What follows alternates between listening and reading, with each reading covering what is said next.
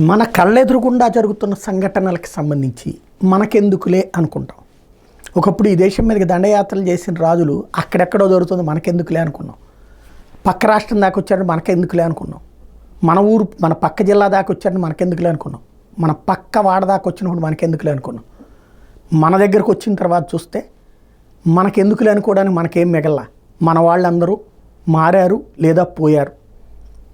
ఎప్పుడైనా సరే నేరం, హింస, దౌర్జన్యం అన్నటువంటి అంశాల్లో మనకెందుకులే అని పట్టించుకోకపోతే ఆ తర్వాతన మనకి జరిగినప్పుడు పక్కనోడు కూడా మనకెందుకులే అని పట్టించుకోరు.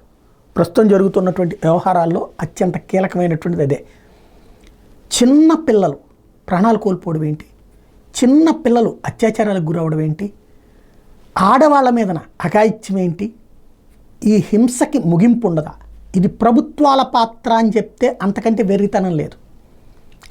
ప్రభుత్వాలు కనుక అట్లాంటి నేరస్తుని సపోర్ట్ చేస్తే ఖచ్చితంగా తప్పు. కానీ మన కళ్ళ ఎదురుగుండా ఒక ఆడవాళ్ళని అవమానిస్తుంటే నోరు మీద పట్ల మనం ఆడవాళ్ళని అట్లా అవమానించడం తప్పు అంటలేదు. అక్రమ సంబంధాల గురించి మాట్లాడుకుంటాం అంటే ఒక బాధితురాలు నాకు బాధపడుతున్నాను అంటే వాళ్ళకి అక్రమ సంబంధాలు అంట కట్టే చరిత్రలో ఉన్నాం.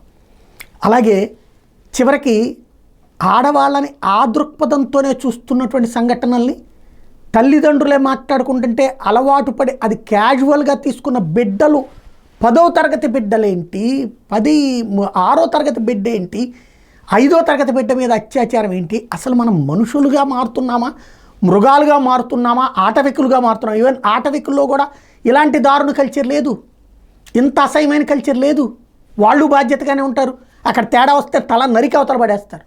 ఇక్కడ మనం ఏం చేయలేని పరిస్థితి. అసలు ఆడవాళ్ళ మీద జరుగుతున్నటువంటి ఈ అత్యాచారాల సంఘటనలు చూస్తుంటే మనం సభ్య సమాజంలో ఉన్నామా లేకపోతే కనుక ఎక్కడున్నామనేది అర్థం కానటువంటి పరిస్థితి.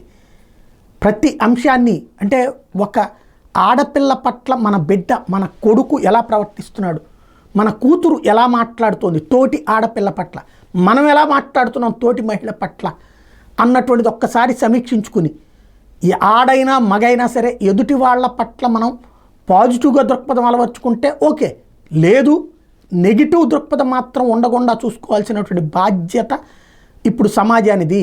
వ్యక్తులు మారకపోతే వ్యవస్థ మారదు, వ్యవస్థ మారకపోతే సమాజం మారదు, సమాజం మారకపోతే వచ్చేటటువంటి అరిష్టం మన ఇంటి దాకా వస్తుంది. ఇవాళ వాళ్ళ బిడ్డకి జరిగింది మన ఇళ్ళ బిడ్డలకి జరగకుండా చూసుకోవాల్సిన బాధ్యత ప్రతి ఒక్కరి మీద ఉంది.